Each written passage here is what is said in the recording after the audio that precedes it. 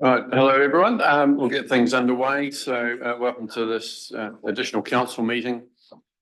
Just a couple of main agenda items on the agenda today, but we'll get into things. So just welcome everyone. Right. So just getting into the document itself.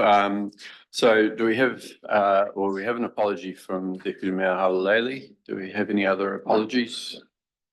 Is Councillor Blackler expected? Through you, Mr. Chair, we have online Councillor Blackler. Oh, okay. Yep. Our independent chair of PAR, Simon Neal, and our Elections New Zealand advisor, Stephen Hill, for the third report. Okay, thank you. Okay, so we've just got an apology for the Deputy Mayor. So moved Councillor Hopkins and seconded Councillor Thompson. Thank you. Those in favour say aye. Aye. And against, that's carried. Declarations of interest. I'll have a declare an interest in the parking report. Do we have any other declarations of interest? Okay. So first of all, we've got item go to item 4.1, resolution to accept. Are we allowed to ask you how you intend to deal with the declaration of interest? I won't be voting on it. Thank you.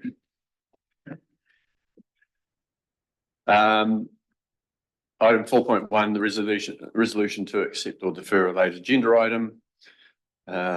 Is someone willing to move one of the options on that? Councillor McCone, you're moving that we accept it. Okay, and Councillor Cowles, thank you. Any discussion? I'll put it, those in favour say aye. And against, that's carried. Thank you. Yep. Councillor Hopkins. Yep. I guess that we have moved A rather than B. We've moved to accept. Which is A. Yes, it is. To clarify that through you, Mr. Chair, the acceptance is point A. Okay. So moving to 4.2, the fees and charges schedule, and we've got Mr. Cook speaking to that. So Roger, the floor is yours. Thank you, Mayor Kutcher. Officers apologise for having to bring this report to you today.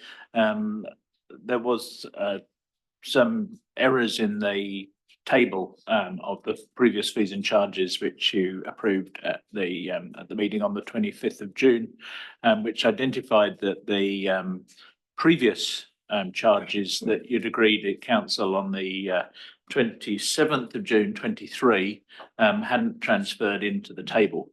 Well, I think you need to consider that your decision was that the charges would have no change. And that's really how the information got overlooked by the officers, in that they were expecting no change to the fees and charges for parking fees. And therefore they were looking at the column of changes rather than the actual column of numbers.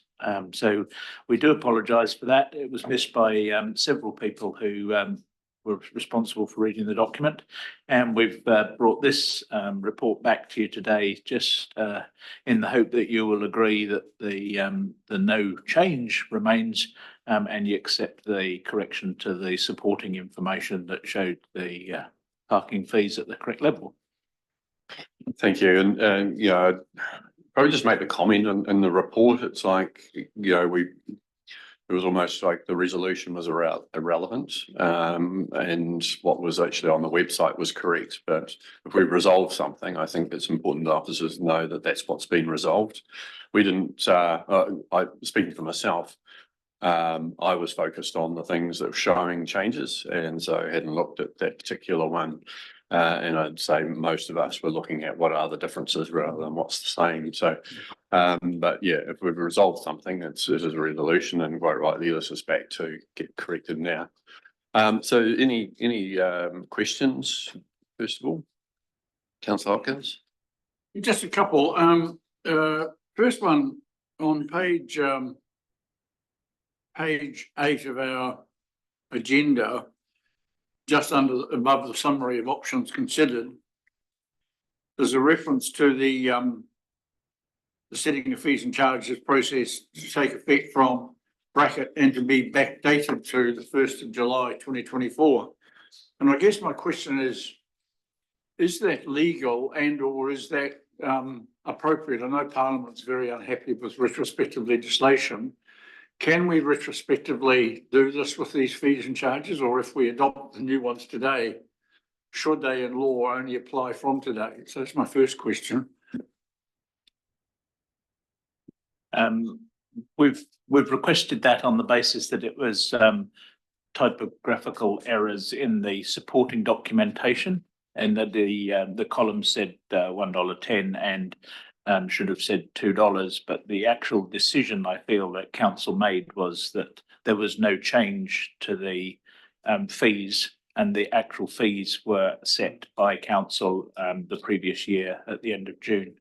I believe you would be, personally, I would like to think you're quite safe doing that. The governance advisor did advise me that she felt that that was appropriate to be able to make that decision as well.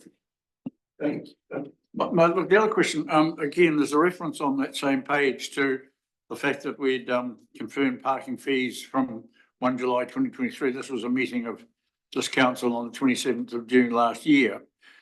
And part of that resolution was the discontinuation of the free parking period from 1 October 2023.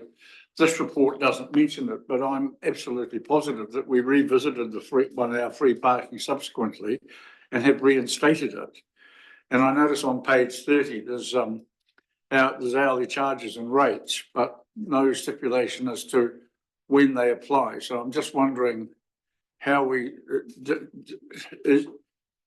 the fees, is that free hour that we subsequently reinstated captured, although the fees and charges summary is silent on the matter, or does some additional confirmation or reconfirmation of that, is that also required? Thank you, Councillor Hopkins. The decision to extend the free parking or continue the hour-long free parking was subject to a separate resolution. This is purely to set the fees and charges and correct the documentation. So that subsequent resolution, I believe, still stands. Thank you. Thank you. Councillor Thompson. Thank you, Mr. Mayor. First of all, Mr. Cook, I commend staff for putting their hands up.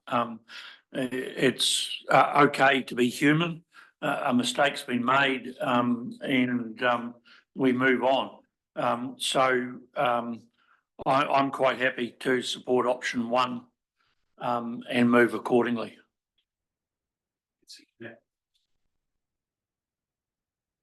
Okay, thank you. Moved Councillor Thompson, seconded Councillor Cowles. Any discussion? Councillor Hopkins. Well, again, I think it might be helpful rather than say that we're moving option 1. Does that mean that the mover and seconder are actually moving the 3 recommendations on page 6?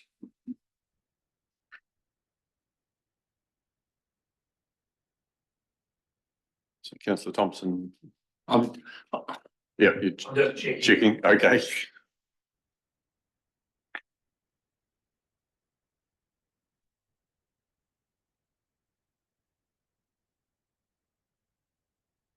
I'm comfortable with that, Mr. Mayor.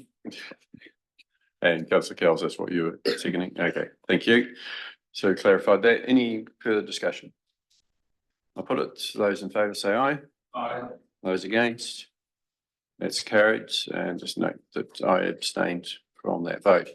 Okay, if we now move to the next report, which is 4.3, the representation review, and welcome online Stephen Hill, who's from Election NZ, so who's been advising on this and working with our governance advisor. So as we move to this report, I just ask Mrs.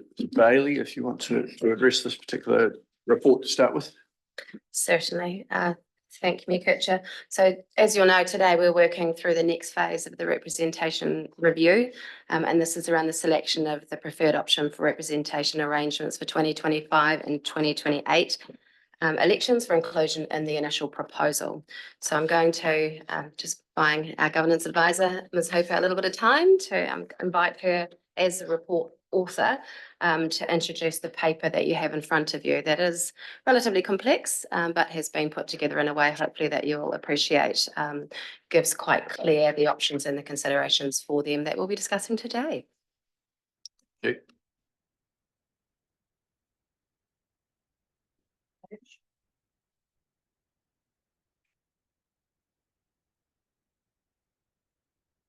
So good morning, everybody, and through you, Mr. Chair. Thank you for that introduction, Mrs. Bailey. So just going through to the report.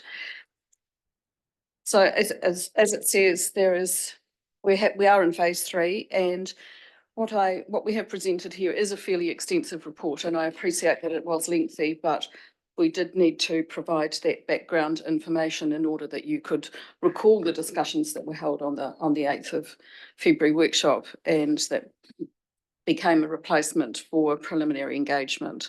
So the key issues here with the representation review is that we must, by law, focus on the population-based estimates, and they are supplied by Statistics New Zealand. They're based on the 2023 population estimates for our district.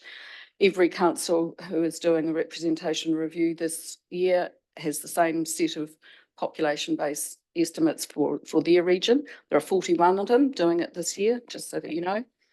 The key principles are on page 40 of the agenda, and that is that we must be looking at communities of interest, effective representation and fair representation. So on that basis, there are modelling options that we've put forward based on the conversations that were had at the workshop, but also I've modelled up some options for you so you can see how they might apply across. So if you want to go forward to those, you can see that there is one option that is actually fully compliant for the Waitaki district, and that is option D. But that requires the movement of the boundary to bring Ngāpara into the Ahuriri ward. Now that was discussed at the workshop, and there were reasons put forward why that would not work. So one of the discussion points here today is whether there is more arguments that you can put forward for that, so that, and we would suggest that you look at the commonalities of interest for each of those 2 wards, and also whether that is an effective arrangement.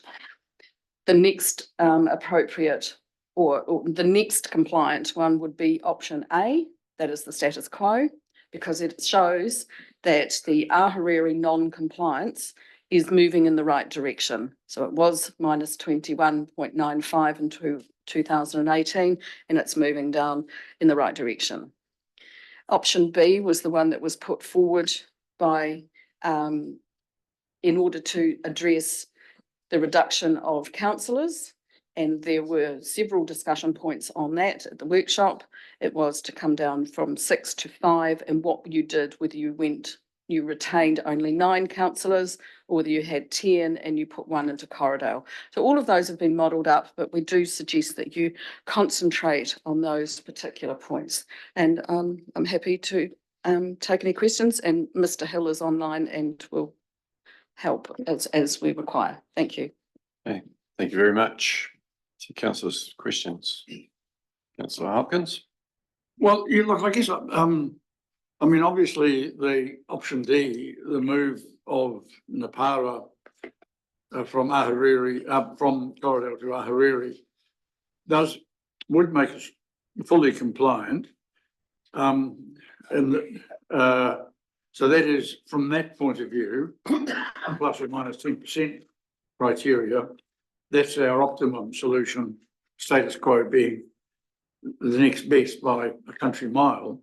But I'm just curious to know, Mr. Hill, at our workshop, the fact that there was no community of interest between the Para as a small community as part of in the Corriedale area, and the Ahuriri, well, there's very little community of interest between the Para and the Ahuriri ward in terms of focus and interest and the like. So what do you think we should place more attention on, the plus or minus 10% criteria, or the community of interest issues or considerations that we're required to take into account, please? Is there any case law or precedent on that matter? That's, I guess, at the heart of one of the key issues that you as a council will grapple with. In that, no, there's no guideline as to which takes precedence, and it really is a balancing act. Clearly, your intention is to try to achieve the fair representation compliance. That's the plus or minus 10%. But the guidance from the Local Government Commission has always been that that is not absolute, and that where there are grounds to depart from the plus or minus 10% on the grounds of communities of interest and effective representation, if there is a case to do so, then you can choose to go down that track, and the Commission would look at that and determine through its process whether that's acceptable. And important to note that last time around, the Commission did accept that there were valid grounds for the departure from the plus or minus 10%. So I guess the bottom line is that you strive to achieve compliance, but it is not absolute. And it is important that you look at the communities of interest and the ability for your arrangements to provide effective representation. Thank you. Councillor Cowles. Thank you, Mayor Kuchar. Yeah, look, as the ward councillor in Ahuriri, and I know that there was a change last time of bringing Duntroon in, it's heartening here to see a good change, and we are moving in the right direction, but already it is a very large ward, and whilst people are sparse, it's a large area, and I don't believe those communities of interest particularly align. The Para is in the heart of the other ward, and I think, you know, it's far more aligned with Corriedale, but Ahuriri for me, I think sits pretty well in where we're sitting at the moment, and for that reason, I would, you know, I would prefer to see the status quo remain, but I'm open to discussion with others and other thoughts. Thank you. Councillor McCone, straight from the heart of Corriedale. Yeah, look, I totally oppose that total suggestion.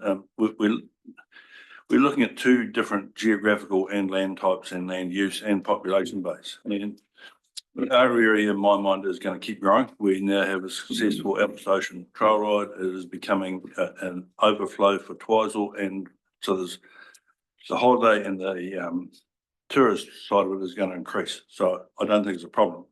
We have, as far as Corriedale is concerned, the Para is actually the centre point of Corriedale. You know, as a district council, we're actually unique. We're the 11th biggest in the country, but we're the 44th as far as population goes. So to me, the plus or minus 10% is actually irrelevant in this case with this district council. It's about representation of the people. And you're talking, if you move that boundary any further south, you're talking approximately 200 kilometres between one end to the other that's going to be serviced by one council. It just doesn't work. Thank you. Councillor Thompson. Thank you, Mr. Mayor. I actually think that there's merit in remaining with the status quo across everything. Logistically, a councillor in the Ahuriri, to the amount of travelling that's involved there, to increase that is disproportionate. I fail to see a perceived town-country divide. I look round the council table, and in both trienniums that I've been here, I've seen councillors take the best interests of Waitaki across the board. And I'm more than happy to advocate for a retention of the status quo, even if it means that I have to be the hardest working councillor with an extra 64 residents in Waihemo. Well, I think given that Waihemo has 6 elected representatives, you're actually one of the least hardest working. One could say. I wouldn't say that. Councillor Hopkins. Look, I just want to ask one other question, if I may, again to Mr. Hill. Although perhaps our representation review team here might have views on this matter as well. I did notice there was discussion in February, and again, quite detailed discussion in the report on moving the Ahuriri ward boundary to the Marafanua River, or Whenua River. And this apparently appears to coincide more accurately or precisely with the census mesh blocks that are used for population determinations. Well, I think this is what the report said, that it was more close, that the river boundary more closely aligned with the census than, but it also means that the boundary of the ward would vary from the regional council boundary. So I'm just asking Mr. Hill again, does he have a view on this matter? And again, is there anything that might steer us as to what might be the preferred outcome or solution? I'll perhaps defer to Ainsley because she did the work around looking at this, but in general, river, the course of the river and generally, and in this case, does not necessarily align with the mesh blocks. So to set a boundary, we would have to select a group of mesh blocks in the vicinity of the river, which might not necessarily align with the river. So it may be a little bit of a rough boundary. And I suppose the question then is, how well does it actually line up with the communities of interest test? But Ainsley, you've had a look at this in more detail, so. Through you, Mr. Chair. Yes, thank you, Mr. Hill. That is exactly the point. We cannot get the mesh blocks to line up completely with the river. So they did their best. They got as close as possible, but they do not align directly with the river. So there could end up being one particular neighbour in a different environment than, so if we try to do that. So that is the situation. And the point that was made at the workshop was, and that was I think your microphone's gone off, Ainsley. Just turn it off and on. Is it? Okay. Tricky. The boundary between the two, or the regional council boundary, it was believed that that was actually useful in terms of consultation because council has to contribute to both of those regional jurisdictions. So that is another point for you to consider. But yeah, we can't get the mesh block to completely align with the river, unfortunately. Thank you. Thank you. Councillor Ryan and Councillor McCone. Thank you. There's obviously the option in here of the new 5th ward of Kakanui, Mahina and Western, but I was just interested in what the population of Western itself is. Yeah, I guess would there be an option of that alone becoming a ward, just having been involved in the community planning sessions for the long-term plan? They have some sort of unique challenges and as a growing area. I just wondered alone if that could be an option. Kind of like paradise of the Waitaki district, but the township population itself is around, I think, 1,200 people, roughly that. It is, as Councillor Thompson attests, the second largest town in the district.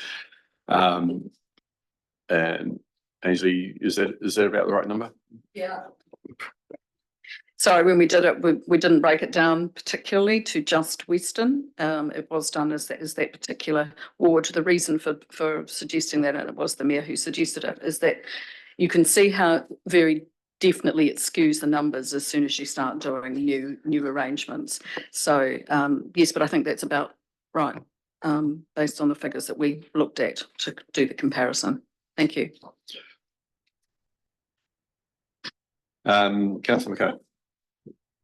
Yeah, look, just referring back to the Marafanua River, there's one property that comes to mind that was actually divided by the Marafanua River and the whole catchment of that whole river. So, and if you base it also on the ECAN and Otago Regional Council, my last property, I had half and half. So I don't wonder, you know, the river's actually a line. I don't actually see a problem with using it as a line. Thank you. Unfortunately, I wasn't able to be at the workshop when we had it back in February. I had another meeting on at that time, but having had the chance to look through the information, you know, and looking around the country as well, it's interesting to see the number of councils that are looking to reduce numbers and make sure that there's good representation, but also that they've got tighter governance team units that which is obviously helpful in different ways. Looking at what has happened and the decisions that the Local Government Commission have made elsewhere, and looking at what option 1B is, which was dropping to 9 councillors, it does put Ahuriri at a minus 24.63, so they're overrepresented by a reasonable amount. But looking at some of the other decisions the Local Government Commission has made, that there are some that are far in excess of that, where the case can be made.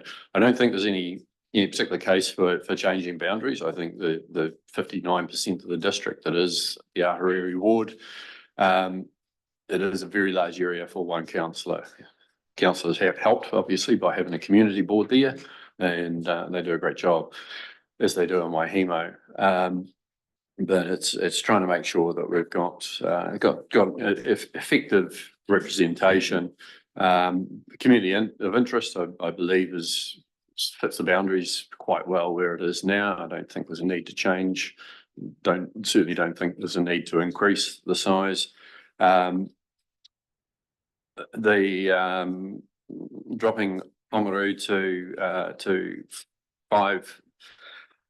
Find the right example here, to 5 councillors rather than having the 6. I think it drops the dominance a little bit of that. And while I agree with Councillor Thompson, we don't see a major urban-rural divide around the table, there is certainly a perception in the community that there's a dominance, and so it would address that perceived imbalance, which, you know, could quite easily become a true imbalance if we had different representation around the table, different representatives. So I do make that point.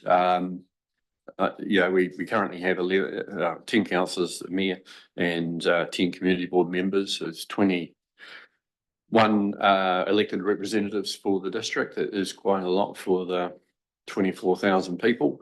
And I think there is opportunity to fine tune that slightly.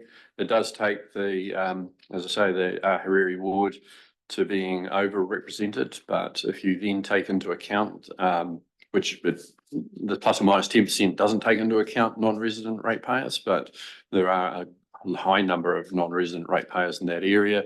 There is a lot of subdivision that's happening in that ward, and particularly around Amarama as an example. So there will be more properties there, and increasingly places like Otamatata and Amarama are becoming more places that people are going to live, and whether it's to retire there or to have jobs there. So yeah, I think there is a case that the last census figures show the growth that's happening in that area, that growth will continue, that relative imbalance will be addressed over time, but also that having one councillor to cover 59% of the district is a big task, which doesn't actually come down to how many people are there. It's the fact that there's always a lot of travel to get from one part of the ward to the other. Councillor Cowles, you had your hand up. Thank you, Mayor Kuchar. I'm just out of interest, I'm not sure, perhaps And so you may be able to, what was our difference in the previous representation review for the Ahuriri ward? I see that we've changed and we've come down, but what was that? Was it? Was it Minus 20? 20, minus 21.95. So it's not Yes. miles away from if we chose that other. Thank you. Yeah, I think that's the thing. It's, you know, looking, well, just a few of the other numbers I've found, Waikato District Council's got a minus 21. Taupo's got a minus 17 and a minus 31. South Taranaki District Council has got a plus 20 and a minus 27. Wellington has got a minus 17 and a half. Tasman's got a minus 36 and a plus 15.6. Marlborough's at minus 27. Get into the regional councils and you're getting, in some cases, I think it was regional council was up to a minus 85% or something. So the local government commission, if you can make a case, has obviously accepted some of these situations. And, you know, to be quite fair, I think, quite honest, I think we did try more than we needed to last time to balance those numbers, and it ended up with Ahuriri becoming an even bigger ward than it already was. And there is a community of interest, so yeah, I think it does work okay, but equally it's bigger than it used to be. Councillor Hopkins and then Councillor McCain. Well, we appear to be having, well, the questions appear to be over and the conversation about the options appears to have begun. I personally am with Councillor Thompson. I support the status quo. It's the only exception to the plus or minus 10% rule is Ahuriri, which is down 5 points to 16.26%. If we were to go with 5 councillors only in Oamaru, we'd actually create a second plus or minus 10% anomaly. I would note on page 42 of our report that we're very similar to Kaipara, Hauraki, South Waitaki, South Waikato, South Taranaki, Central Otago in terms of the number of councillors and the size of the population. The exception is Masterton, which is a much more compact urban area surrounded by Carterton and South Wairarapa and other smaller local authorities. Equally, if we look at page 43, the Local Government Commission talks about remuneration, and it basically says remuneration won't change, so there's no saving to be achieved. And it also makes the point, and it's highlighted in our report in italics, if a council is considering reducing councillor numbers, it will need to clearly explain how the reduced number provides for more effective representation of communities of interest. And I don't believe any argument has been mounted that actually does indeed clearly explain how a reduced number provides for more effective representation.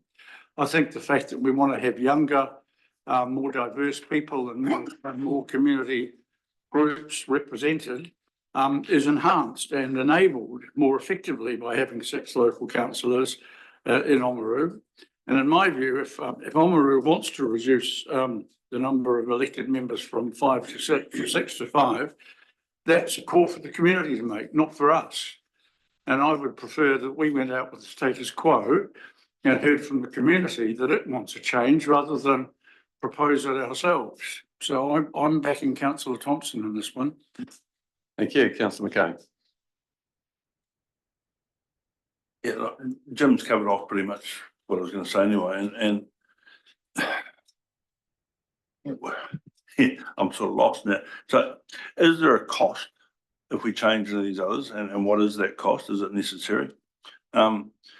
Secondly, as far as representation goes, the more people you've got out there, to me, the job, as I see what I do, I'm a conduit to bring stuff to this table from the people out in the districts. And if you start chopping those numbers down, you're reducing the representation of the actual ratepayer. And I think it's very important that you don't lose sight of the people on the ground, because that's the people whose money you're collecting to do the betterment for the district. So you've got to keep that in mind with any decision you make. And I think that is very important, and that's the key to everything. It's not how much money anybody's got or how many people are here or town versus country. It's what's the best for the district.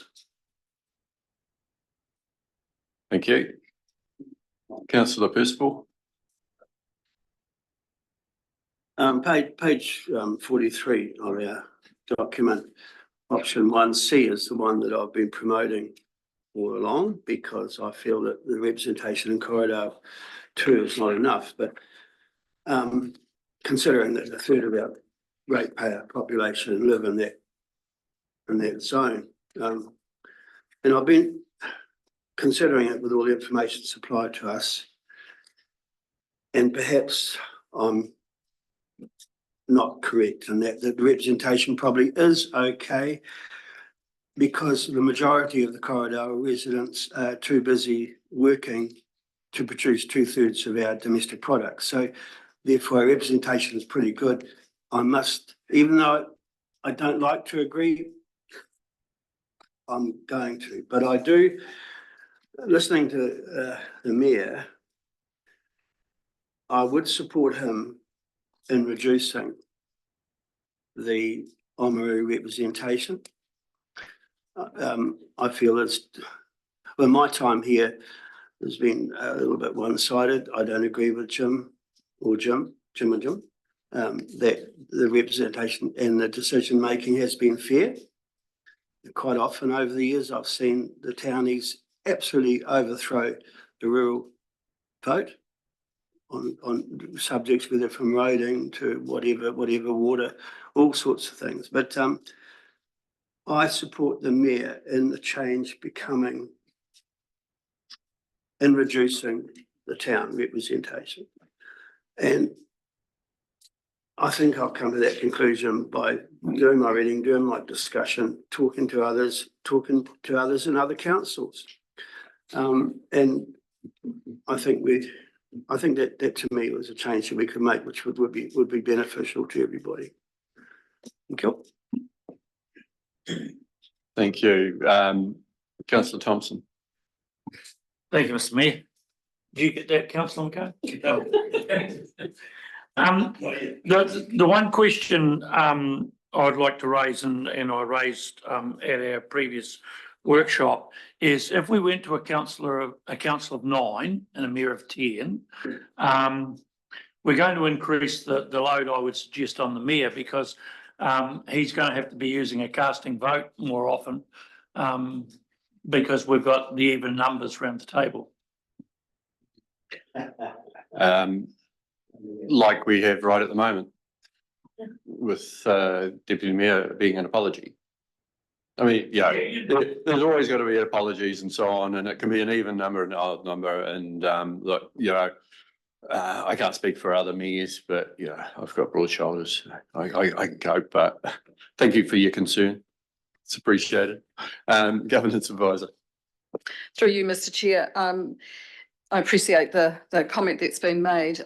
There is an opportunity always to change standing orders to take away the casting vote for the chair. That is an option in standing orders every triennium or any time during that. So this council has chosen to give the chair a casting vote. You can then elect not to have that available. Thank you. Thank you. I just want to address some of the things that you've already said, Councillor Hopkins, before I go back to you. You read out the table on page 42, it is, yes. What's not said there is Hauraki is actually out at the moment with their representation review consultation, and they're proposing dropping a member, and Central Otago is out with their consultation and they're dropping a member. So, this is when I say that this is happening around the country a bit more, that those are a couple of examples. Several of those other councils are halfway through their 6-year terms, so they're not doing representation reviews at the moment. When it comes to remuneration, I haven't gone there. The reality is that the remuneration pool doesn't change. It does get shared differently. And obviously, if there are fewer people, there's more remuneration. One of the things the Remuneration Authority has been doing in recent years is actually looking at what the remuneration is and how do they use that to attract a broader range of candidates. How do we get younger people? How do we get people who aren't just retired people with nothing better to do, or whatever else they want to contribute, or who've got the wisdom. How do we get not just those people, but how do we get a broader range of people? And remuneration is one of those things. So although that's not the point of doing this particular exercise, having slightly higher remuneration for each councillor, because there are fewer councillors, is likely to end up with more candidates feeling that actually they can take the time to do this as a role. Community absolutely has a say, and that's part of this process is going out there. And I think Councillor Hopkins, if I can use some of your comments in the past, where actually you give them something to talk about and then they'll talk about it. If we go out with the status quo, will they talk about it? Actually, if we go out there and say, this is what the proposal is, then hopefully people will engage more.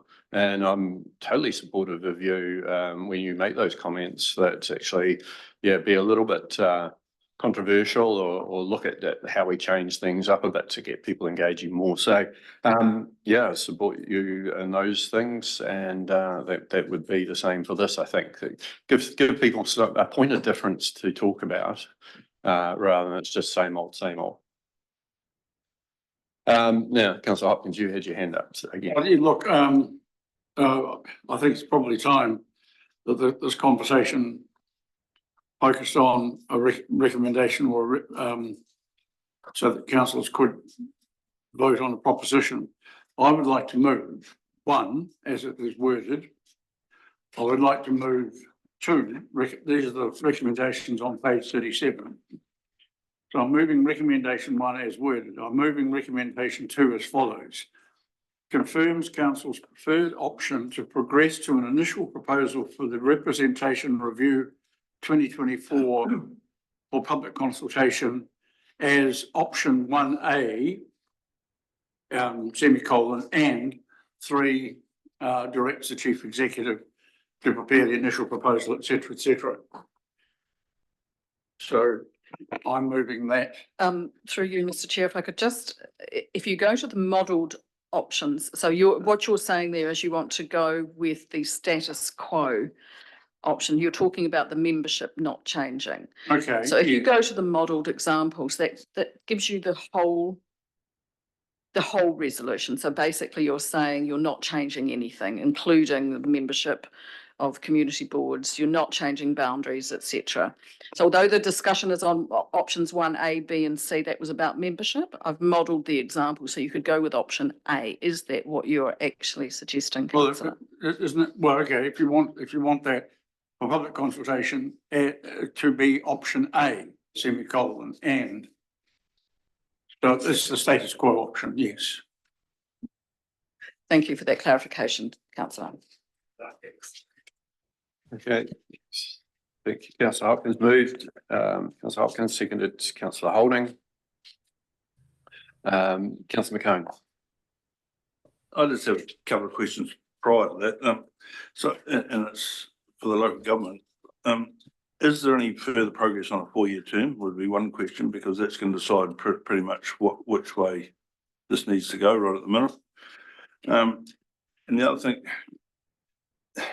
the time that councillors spend working for the community is increasing every day or every week. And, while remuneration is not the point of actually standing for it, is also got to be very carefully how you dangle. It's not a carrot to come and do a job. You're doing a job because you want to, not because of the remuneration. So I think that's got to be a big consideration too, in how you frame this. It's I mean, as I said, this isn't part remuneration can't be part of the reasoning for this, but what it does do is it does allow people to do this. And I go back to when I was a councillor and always struggling to find the other revenue I needed to make a living, because being a councillor didn't pay enough, which was it arguably still doesn't, but it does just make it easier for people to make that call, and people in very different situations too. Half the people around this table, so such as it is. So anyone, do you want respond to that. So is there anything regarding the 4-year term? 4-year term, there's no solid progress on that. It is getting mentioned a lot. Central government has said that they're generally in favour and so on. At the moment, they're talking more about local government moving to that and central government staying at 3. I think that's just because they're a bit nervous about saying we want to extend our terms. Whereas I think, for the good of our district and other districts, for the good of the country, I think 4-year terms are better. It makes for better long-term planning. The concern is that if they only change local government, then every third election they'll have both central and local governments in the same year, and that's problematic. Councillor, Government Advisor. While I appreciate that discussion, I do just seek to remind you that we have a law in place at the moment. The population-based approach is law, and it does apply for the 2025 and 2028 local elections. So there will be no change until and unless to change those. Unless there's advocacy to change that law before the next representation review comes through. Although we can have one earlier than what's required. Councillor Hopkins. Yeah, look, I'll be brief. I've listened to other members. I was heartened by Councillor Thompson's advocacy for the status quo, and I think Councillor Cowell signalled a similar view, which is what inspired me or encouraged me to move the recommendation as I did.